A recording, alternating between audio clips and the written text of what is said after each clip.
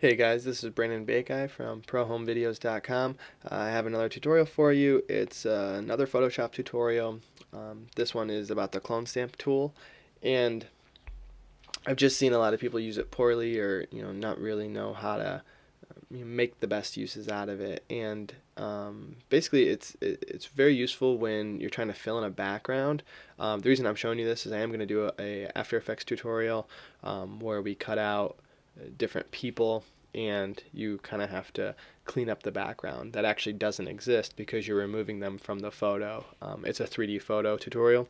So I just wanted to get this basic tutorial out there just so people kind of can look at it if they need that extra help as far as what I'm talking about. So the clone stamp tool is really helpful when you're just trying to, basically what it does is it fills in by cloning another part of your picture. So you're basically copying a section of your picture over to another section. And you can see when I'm moving this around what it's actually doing. It's actually filling in, with my previously selected part of the picture. So it's right over here. It's this little stamp, and you go and it's the clone stamp tool. So all you have to do is, we've got this big yellow cable cover coming down from a phone line, and all we want is we just want the thick trees is what we want. We don't want this big yellow thing coming down. It kind of looks a little gaudy. So all you have to do is if you hold Option on the Mac or Alt on the PC, you get this little target, and the target is just that. It's a target for your selection. So if you click, now that is going to be the target. So let me help you to, it's a little confusing, but if you go over here, it's going to take that target and copy it right there. So that's not the confusing part. That's kind of the obvious part. So once you click, it locks that target in, and you can see that plus right there. So now when you move, it's moving the plus because it's going to clone around the selection. I hope this all makes sense. So you move and that moves, and I don't know if you can really tell, but it's just duplicating what is happening. So it's just duplicating what's right next to it, all the way up, all the way down, and you can see it's just making a pretty good copy of it right next to it.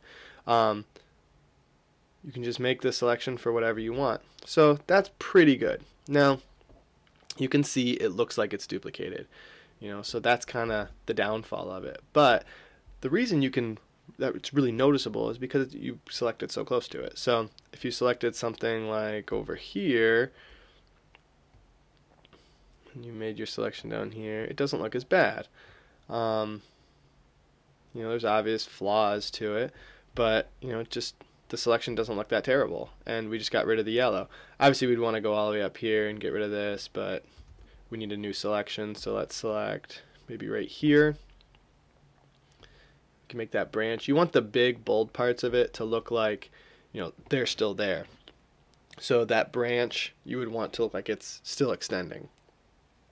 Okay, and then down here we have this part. We can select there, quickly get rid of that. Now where the grass changes, you obviously want it to be grass, so select that, and the leaves change pretty easy, and you can kind of flip all that. I mean, you could just change all of it and no one's really gonna know because it looks so random. It's really the kind of best word for it, because that's what it is. So you want this stuff to look a little thicker, and you can change that. Now we did all of that, and it looks pretty good, but the things that I just want people to play with are right in here, your brush sizes. People don't always change a lot of this stuff, and the size was a real big selection. We can go even bigger, but the hardness was 0. That means it's really soft. That would be like this right here.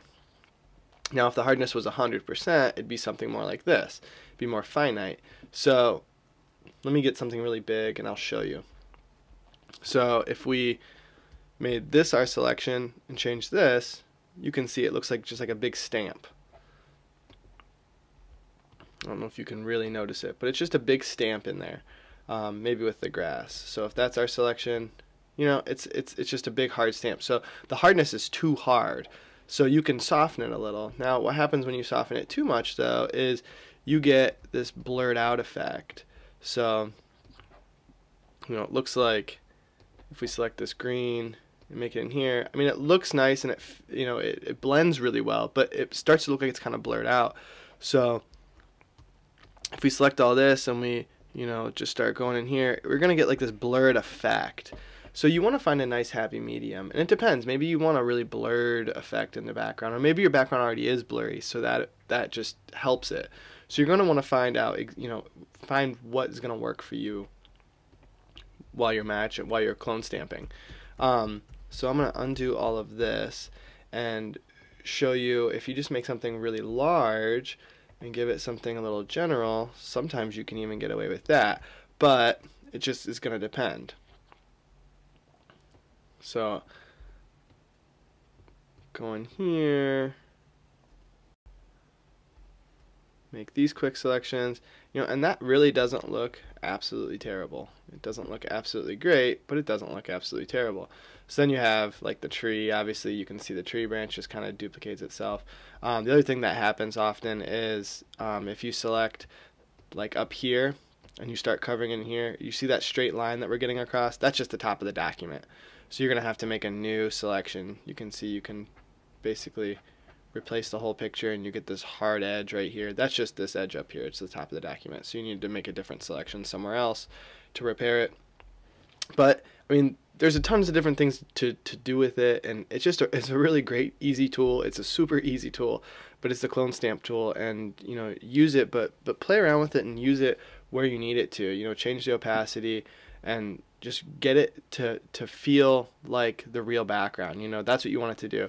And really, for a lot of things, as long as you're not drawing anyone's eye to it, as long as they don't see duplication over and over and over again of the same tree limb, they're probably going to buy it. They're not going to, people don't really look at that kind of stuff too much if it's not the feature, that they're supposed to be looking at. If you're drawing their eye to somewhere else, then usually they're not going to notice. So, but you still want to give them credit, that they're going to see like this, a tree limb, a tree limb, a tree limb, and they're just all the same tree limb over and over and over again. So, we need to make sure that it looks nice and it looks smooth and clean, and just make it, like I said, make it look random and make it look blended together well.